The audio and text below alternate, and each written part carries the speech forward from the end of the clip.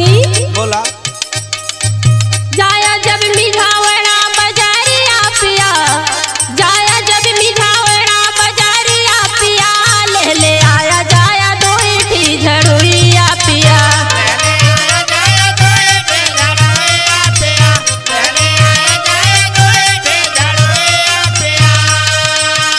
झड़ुरिया पिया हो झड़ुरिया पिया, ले आया जाया दो इठी झड़ुरिया पिया।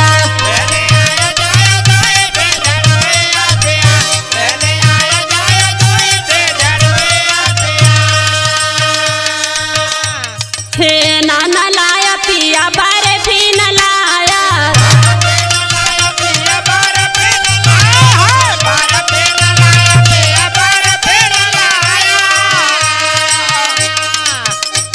नाही मिर्ची जलेबिया तू लाया।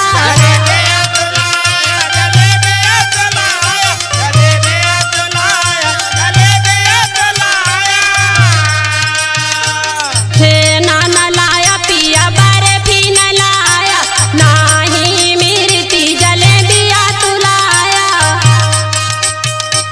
ले आया हाथी घोड़ा कई मिठाइया पिया, ले आया हाथी घोड़ा कई मिठाइया पिया, ले आया जाया दो इठी झड़ुरिया पिया।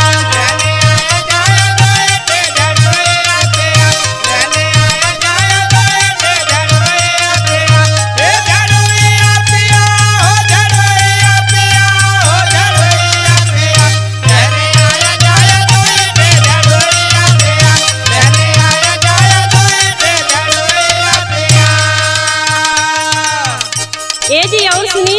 बोला। चम्मच न लाया कटोरी न लाया,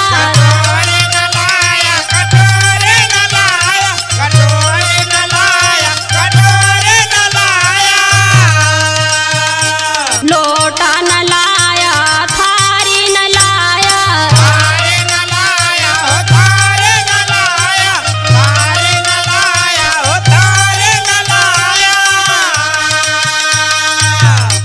चम्मच न लाया कटोरी न लाया, लोटा न लाया न थारी लाया। ले आया पूड़ी छाने के करहिया पिया, ले आया पूड़ी छाने का करहिया पिया, ले आया जाया दो इठी झड़ुरिया पिया।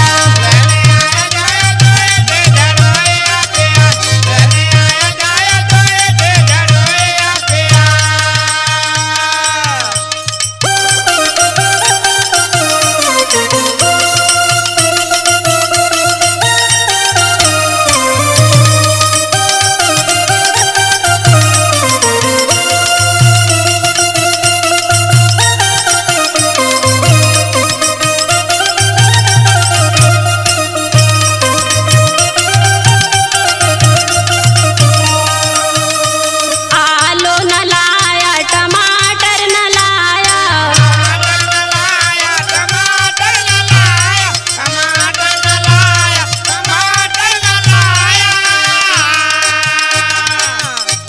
नाही पनीरिया हरी मटर न लाया।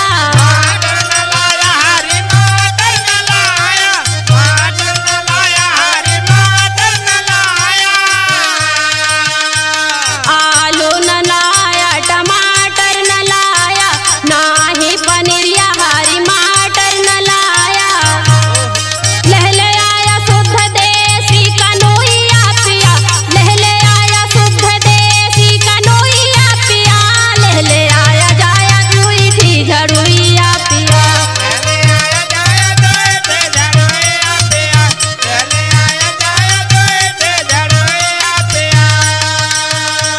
हे झड़ुरिया पिया हो झड़ुरिया पिया, ले आया जाया दो इठी झड़ुरिया पिया।